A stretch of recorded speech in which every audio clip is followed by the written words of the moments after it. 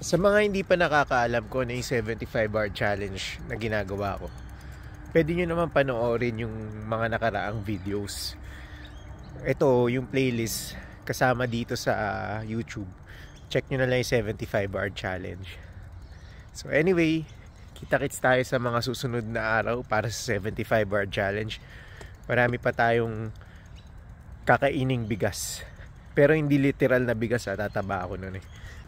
So, ano nga bang meron sa consistency? Nakita ko lang lahat ng successful na tao sa mundo.